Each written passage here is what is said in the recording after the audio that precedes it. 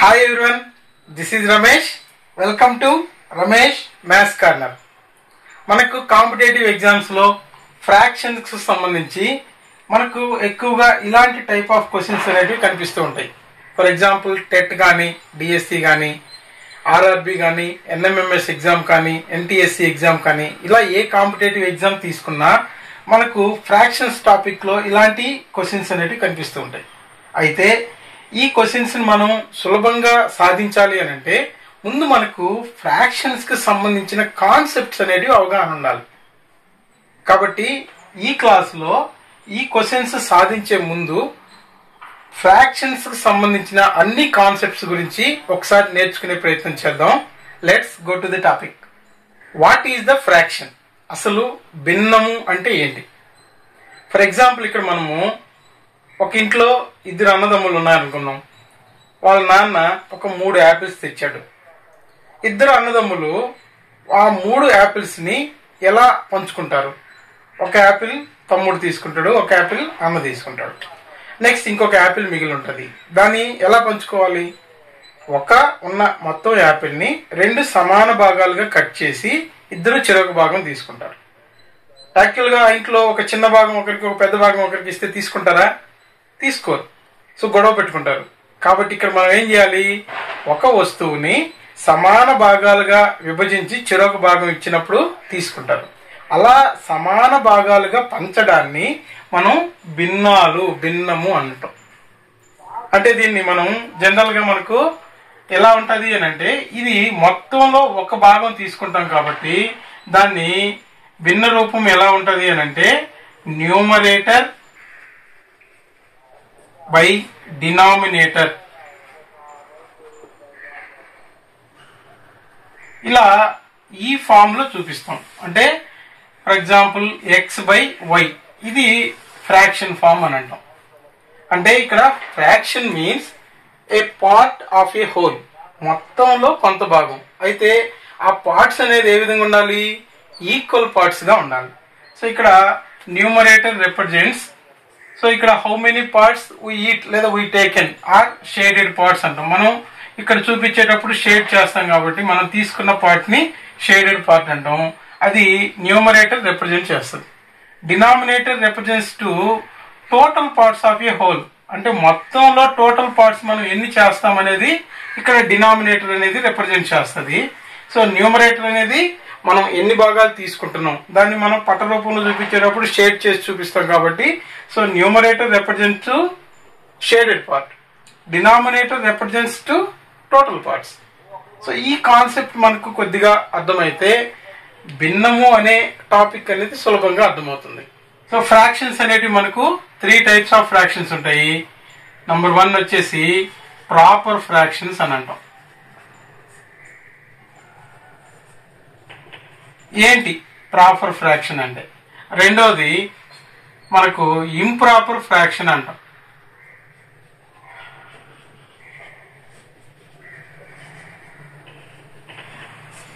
Next third one mixed fraction అని. So ఇక్కడ మనం డెఫినేషన్స్ అయితే ఏం పూర్తిగా అలా కాంపిటేటివ్ ఎగ్జామ్ కాబట్టి డెఫినేషన్స్ యాజ్ ఇట్ ఈజ్ గా రాసుకొని నేర్చుకునే అవసరం లేదు. సింపుల్ గా గుర్తుపెట్టుకోండి. ప్రాపర్ ఫ్రాక్షన్ అంటే numerator less than denominator, numerator less than denominator. అంటే ఏదైనా సరే, ఫర్ ఎగ్జాంపుల్ ఇక్కడ ఫ్రాక్షన్స్ ఏ విధంగా ఉంటాయంటే మనకు 1/2 చూడండి, న్యూమరేటర్ 1 ఉంది, డినామినేటర్ 2 ఉంది. అంటే న్యూమరేటర్ కన్నా డినామినేటర్ పెద్దగా ఉన్నటువంటి ఏ ఫ్రాక్షన్ అయినా తీసుకోవచ్చు. ఇలా ఏ ఫ్రాక్షన్ అయినా ఉండొచ్చు అండ్ సో ఆన్. ఇలా ఎన్ని ఫ్రాక్షన్స్ అయినా మనకు డినామినేటర్ కన్నా న్యూమరేటర్ చిన్నగా ఉండాలి. అలాంటి ఫ్రాక్షన్స్ ని ప్రాపర్ ఫ్రాక్షన్స్ అని అంటాం. Next improper fractions. ఇక్కడ న్యూమరేటర్ అనేది పెద్దదిగా ఉండాలి. Numerator greater than denominator. For example తీసుకుంటే 5/2 అని కానీ, లేదా 6/5 అని కానీ, లేదా 7/3 అని కానీ, లేదా 17/11 అని కానీ ఇలా వస్తూ ఉంటాయి. అంటే మనకు డినామినేటర్ చిన్నదిగా న్యూమరేటర్ పెద్దదిగా ఉన్నటువంటి భిన్నాలని ఇంప్రాపర్ ఫ్రాక్షన్స్ అని అంటాం.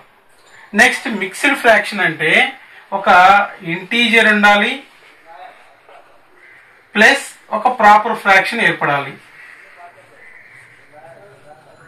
ఒక ఇంటీజర్ ఒక ప్రాపర్ ఫ్రాక్షన్ కలిపి ఏర్పడితే దాన్ని మనం మిక్స్డ్ ఫ్రాక్షన్ అని అంటాం. అంటే ఇక్కడ చూడండి 1/2 అనేది ఒక మిక్స్డ్ ఫ్రాక్షన్. ఇక్కడ ఇంటీజర్ పార్ట్ ఉంటుంది ఒకటి, ఇక్కడ ప్రాపర్ ఫ్రాక్షన్ ఏర్పడాలి పక్కన. సో ఇక 2 3/5 అని ఇలా ఉండొచ్చు.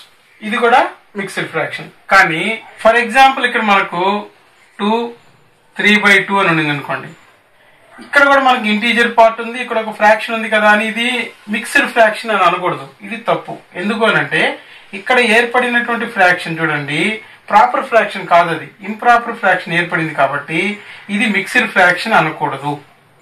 సో ఇక్కడ మనకు మిక్స్డ్ ఫ్రాక్షన్ అనేది కన్వర్ట్ ఇంటూ ఇంప్రాపర్ ఫ్రాక్షన్ గా మారుతుంది. అంటే ఇక్కడ చూడండి 2 1 * 2 దీన్ని మల్టిప్లై చేయాలి ప్లస్ దీన్ని యాడ్ చేయాలి. 2 1 * 2 ప్లస్ 1 3/2 గా ఈ మిక్స్డ్ ఫ్రాక్షన్ ని మనం 3/2 గా రాసి చూపించవచ్చు. అదేవిధంగా ఇక్కడ చూడండి ఈ మిక్స్డ్ ఫ్రాక్షన్ మనం ఏ విధంగా కన్వర్ట్ చేయొచ్చు అంటే 5 2 * 10 10 + 3 13/5 గా చూపించవచ్చు. అంటే ఇంప్రాపర్ ఫ్రాక్షన్స్ ని మిక్స్డ్ ఫ్రాక్షన్స్ గా కన్వర్ట్ చేయొచ్చు, మిక్స్డ్ ఫ్రాక్షన్స్ ని ఇంప్రాపర్ ఫ్రాక్షన్స్ గా కన్వర్ట్ చేయొచ్చు. అయితే ఇక్కడ ప్రాపర్ ఫ్రాక్షన్ అనేది ఎప్పుడూ కూడా <1 గా ఉంటుంది. 1 అనేది ఎక్కువగా ఉంటుంది ఈ విలువ కన్నా. ఇంప్రాపర్ ఫ్రాక్షన్ అనేది 1కి సమానమన్నా అవ్వచ్చు లేదా 1 కన్నా ఎక్కువగా ఉండొచ్చు. అంటే ఇక్కడ 1 అనేది తక్కువ అవుతుంది, దీని ముందర 1 కన్నా ఎక్కువ ఉంటుంది. అంటే ఇక్కడ మనకు 5/5 is also improper fraction, 6/6 also improper fraction. So ఇక్కడ మనకు ఇది ఈక్వల్ 1 కన్నా సమానం ఉంటుంది, లేదు 1 కన్నా ఎక్కువ ఉంటుంది. సో ఈ విలువ ఎలా ఉంటుందో ఈ విలువ కూడా అంతే ఉంటుంది. ఎందుకని ఇంప్రాపర్ ఫ్రాక్షన్ ని మనం మిక్స్డ్ ఫ్రాక్షన్ గా కన్వర్ట్ చేయగలుగుతాం. ఈ మిక్స్డ్ ఫ్రాక్షన్ ని కన్వర్ట్ ఇంటూ ఇంప్రాపర్ ఫ్రాక్షన్ గా కన్వర్ట్ చేసుకుంటాం. ఇక్కడ మనకు ఫ్రాక్షన్స్ లో 3 రకాల ఫ్రాక్షన్స్ కనిపిస్తున్నప్పటికీ మనకు క్యాలిక్యులేషన్ పరంగా బేస్డ్ ఆన్ క్యాలిక్యులేషన్ మరొక 3 ఫ్రాక్షన్స్ అనేటివి మనకు ఉంటాయి. అవేంటి అని అంటే first one like fractions. Like fractions అంటే ఏంటి అని అంటే సేమ్ డినామినేటర్స్ ఉన్నారు, డినామినేటర్స్ ఆర్ ఈక్వల్. ఇవి ఏ విధంగా కలిగి ఉంటాయంటే సేమ్ డినామినేటర్స్ కలిగి ఉంటాయి. ఫర్ ఎగ్జాంపుల్ ఇక్కడ మనకు చూడండి 2/3 7/3 5/3 3/3 అండ్ సో ఆన్ ఇలా ఎలాగైనా ఉండొచ్చు. కానీ ఇక్కడ చూడండి డినామినేటర్స్ అనేటివి అన్నిటికీ ఒకే నంబర్ వచ్చింటే ఇలాంటి వాటిని లైక్ ఫ్రాక్షన్స్ అని అంటాం. ఇక్కడ చూడండి మనకు ప్రాపర్ ఫ్రాక్షన్స్ కలిసి ఉంటాయి, ఇంప్రాపర్ ఫ్రాక్షన్స్ కలిసి ఉంటాయి. కానీ ఇక్కడ మనం గుర్తించాల్సింది ఏంటి అంటే లైక్ ఫ్రాక్షన్స్ అంటే మనకు డినామినేటర్స్ అన్ని సేమ్ ఒకేలాగా ఉన్న ఫ్రాక్షన్స్ ని లైక్ ఫ్రాక్షన్స్ అని అంటాం. నెక్స్ట్ అదేవిధంగా రెండవది అన్లైక్ ఫ్రాక్షన్స్.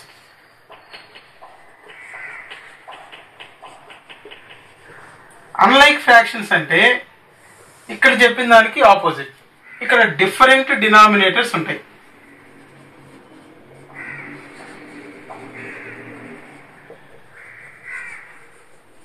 మనకి ఇక్కడ ఫర్ ఎగ్జాంపుల్ చూపించామంటే సేమ్ 2/3 అని అనుకుందాం, 4/5 3/4 2/7 ఇలా డినామినేటర్స్ అనేటివి డిఫరెంట్ గా వచ్చినటువంటి సముదాయాన్ని వీటిని మనం ఏమంటామంటే అన్లైక్ ఫ్రాక్షన్స్ అని అంటాం.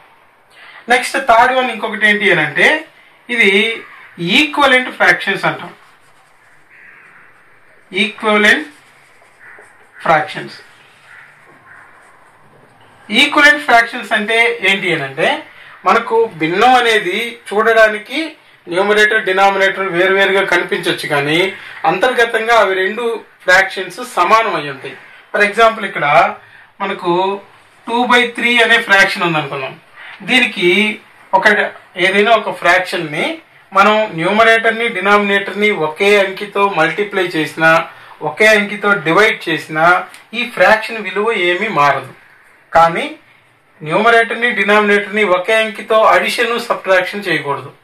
ఓన్లీ మల్టిప్లికేషన్ డివిజన్ చేసినప్పుడు మాత్రం దాని విలువ ఎలాంటి మార్పు ఉండదు. అంటే ఇక్కడ చూడండి, 2తో రెండింటిని మల్టిప్లై చేసామనుకోండి, 2 2 జార్ 4, 2 3 జార్ 6. తర్వాత 3తో మల్టిప్లై చేసామనుకోండి, 3 2 జార్ 6, 3 3 జార్ 9. ఒకవేళ 7తో మల్టిప్లై చేసామనుకోండి, 7 2 జార్ 14, 7 3 జార్ 21.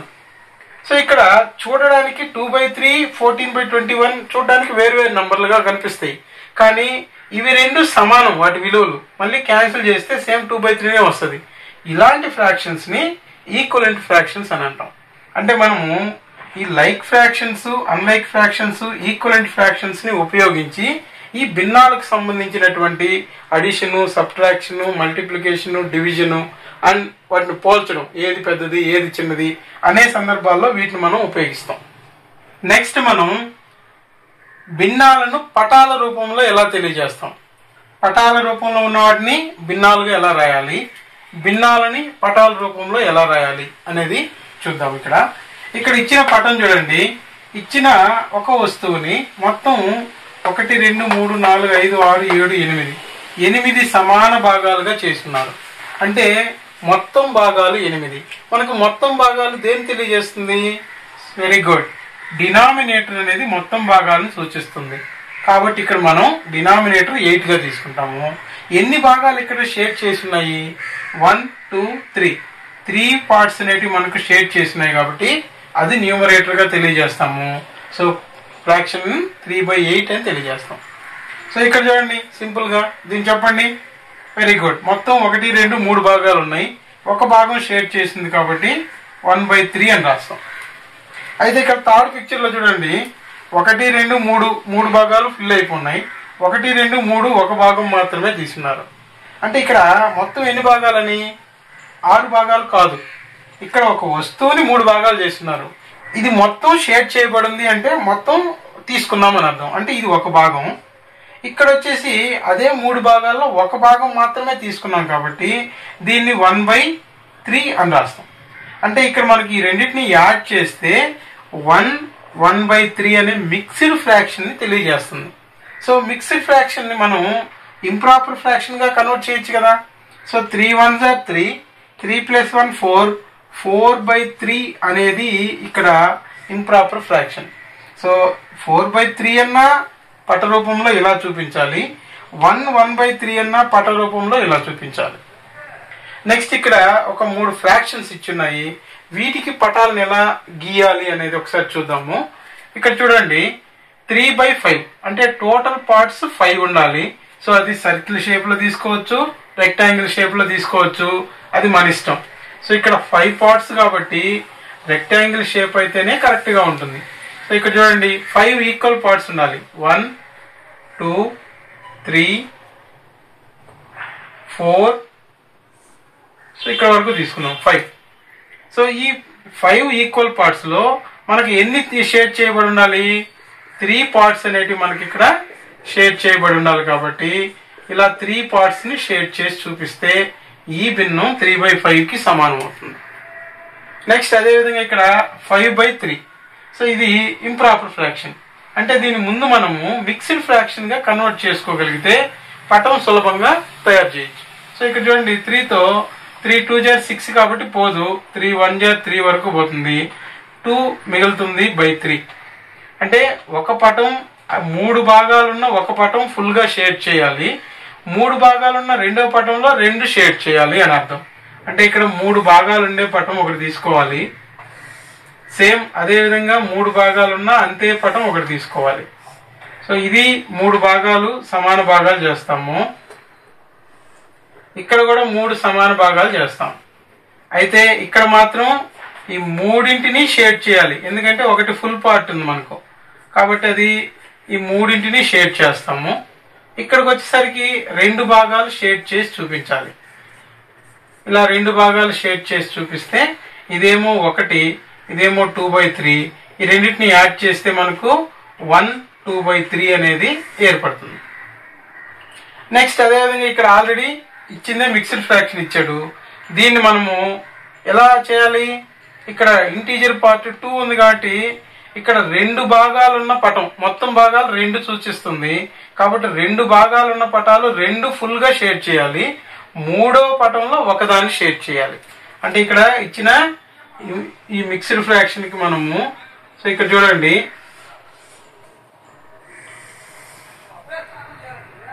1, 2 ఇక్కడికి 2 భాగాలున్న ఒక పటం, నెక్స్ట్ మళ్ళీ ఒక 2 భాగాలు అంతే భాగాలున్న ఒక పటం, నెక్స్ట్ మరలా మనకు అంతే భాగాలున్న ఇంకొక పటం తీసుకుంటాం.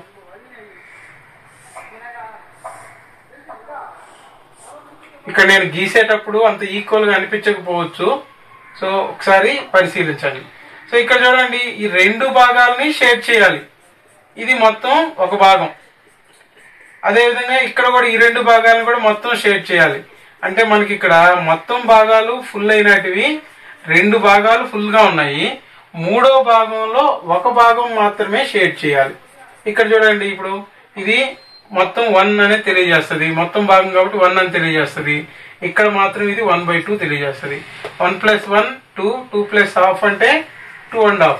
ఈ ఇంప్రాపర్ ఫ్రాక్షన్ కానీ లేదా మిక్స్డ్ ఫ్రాక్షన్ ని ఈ విధంగా చూపించాలి. అంటే మనం పటాల నుండి భిన్నాలు తయారు చేసేది, భిన్నాల నుంచి పటాలు తయారు చేసే దాని గురించి ఎక్స్ప్లెయిన్ చేసుకున్నాం. ఇలా మనకు 2 ఫ్రాక్షన్స్ ఉన్నప్పుడు వీటిల్లో ఏది చిన్నది ఏది పెద్దది? ఇక్కడ చూడండి for example 2/3, 3/5 which is smaller అన్నాడు. అంటే ఈ 2 భిన్నాల్లో ఏది చిన్నది అన్నాడు.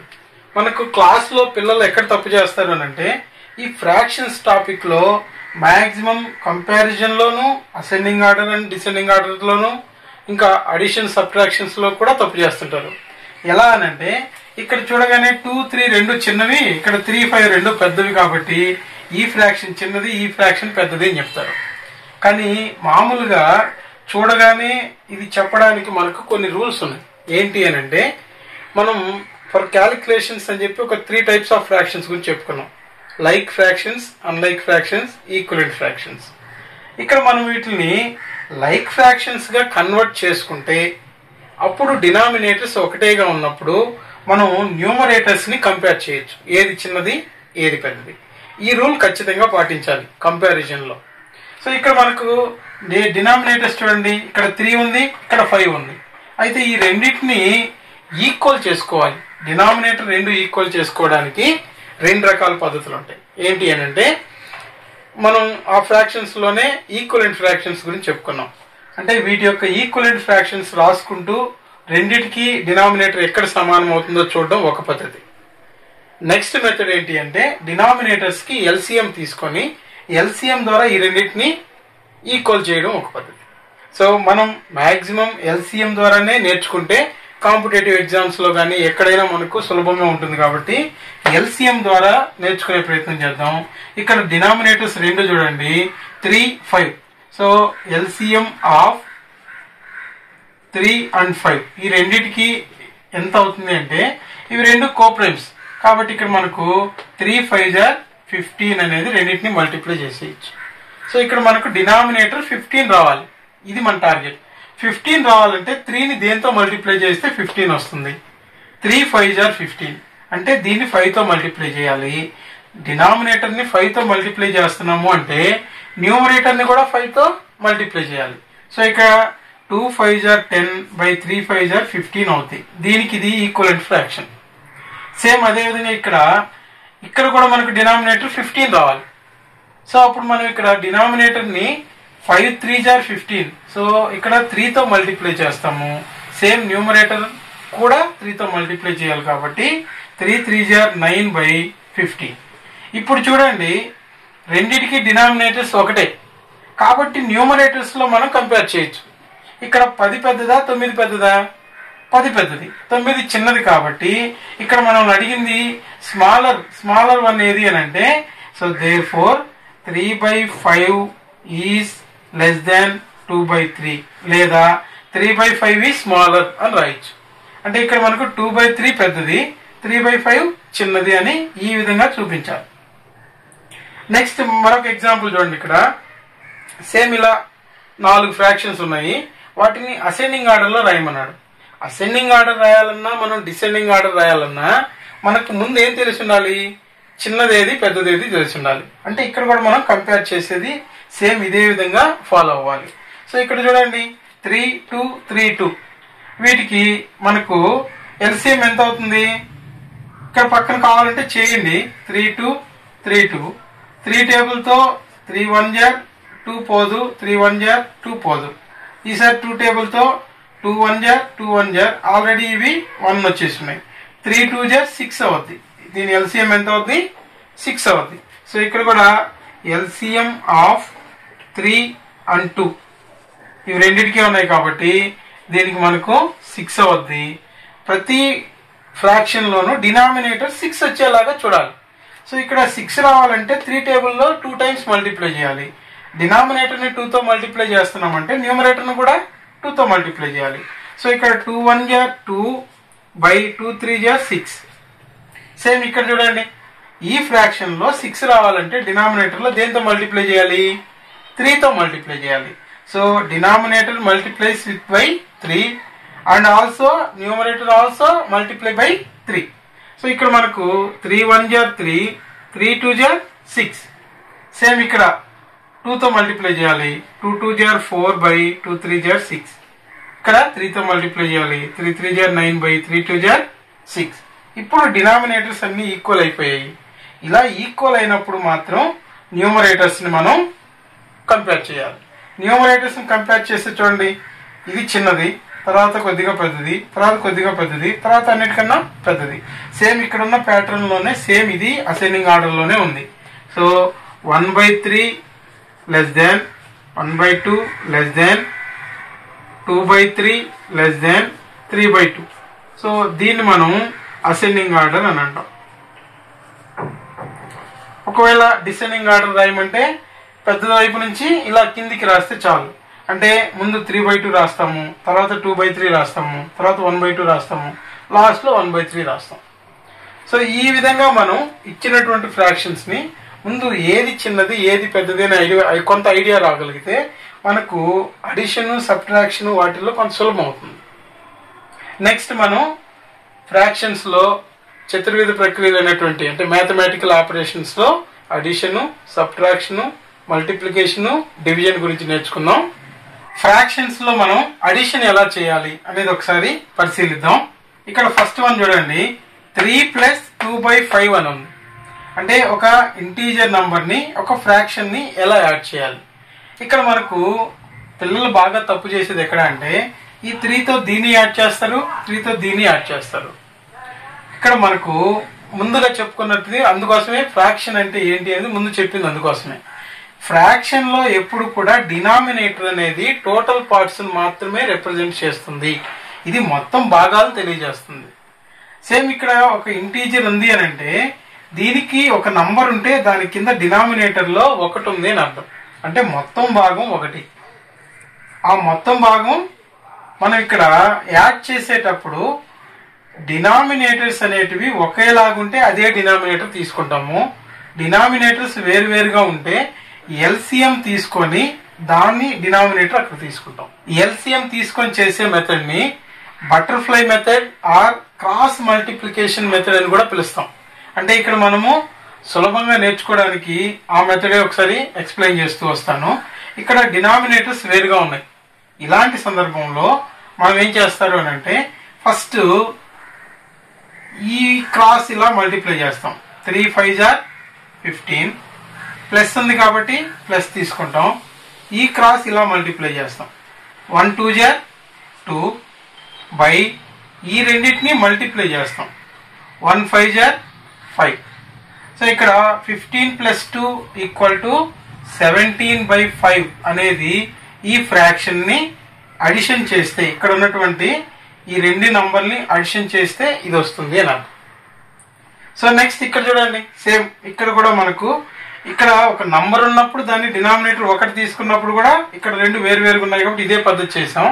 సేమ్ ఇక్కడ కూడా మీరు డినామినేటర్స్ వేరువేరుగా ఉన్నాయి కాబట్టి సేమ్ అదే మెథడ్ ఇక్కడ కూడా అప్లై చేయొచ్చు. ఫస్ట్ వన్ ఈ క్రాస్ ఇలా మల్టిప్లై చేయండి, తర్వాత ఇది మల్టిప్లై చేయండి, లేదా ఇది ముందు చేసి తర్వాత అదేం చేయండి. 3 3 జార్ 9 ప్లస్ ఉంది కాబట్టి ప్లస్ తీసుకుంటాము. 2 2 జార్ 4 బై ఈ రెండింటిని మల్టిప్లై చేస్తాం.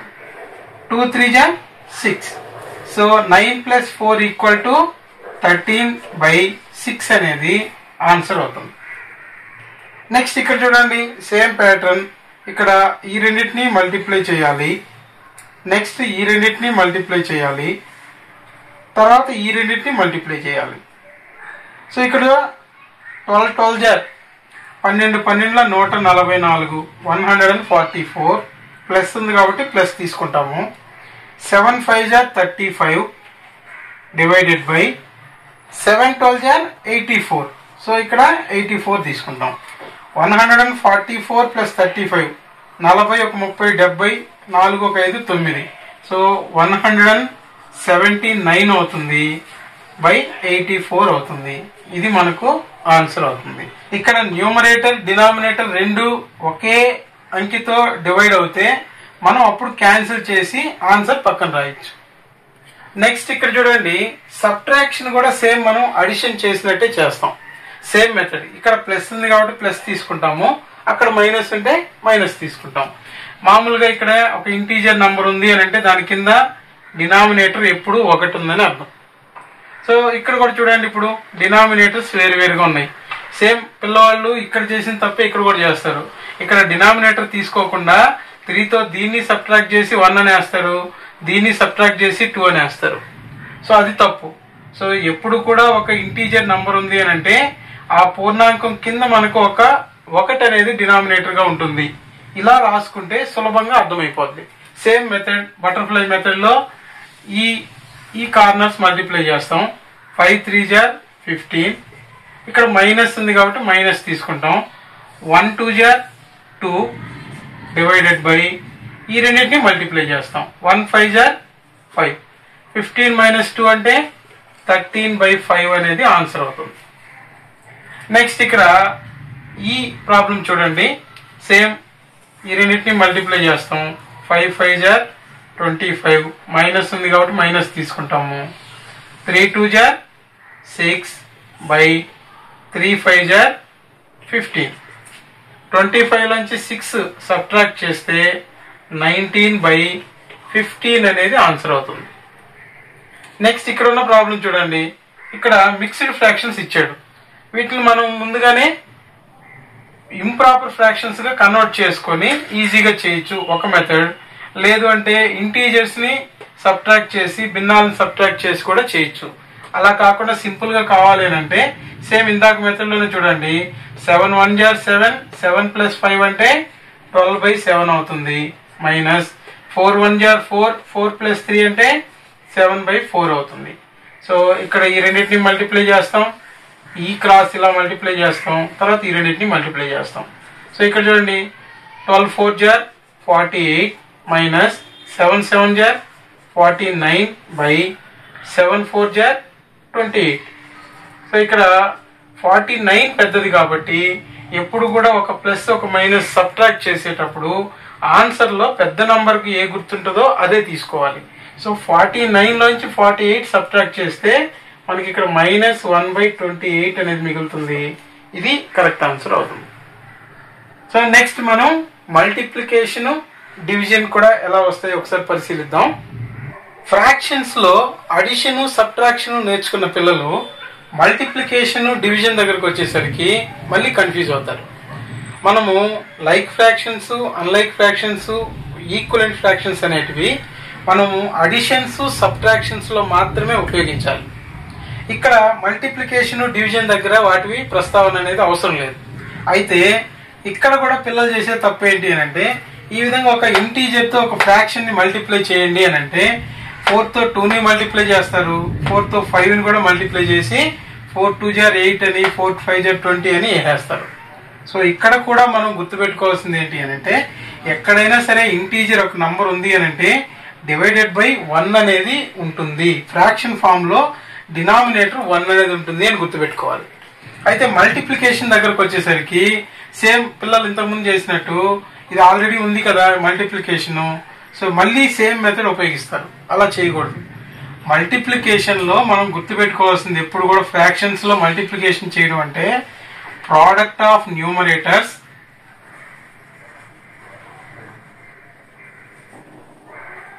Divided by product of denominators. అంటే మనం పైన ఉన్నటువంటి న్యూమరేటర్స్ రెండింటినీ మల్టిప్లై చేస్తాము. సేమ్ అదే విధంగా డినామినేటర్స్ ని మల్టిప్లై చేసి ఆన్సర్ చేస్తాం.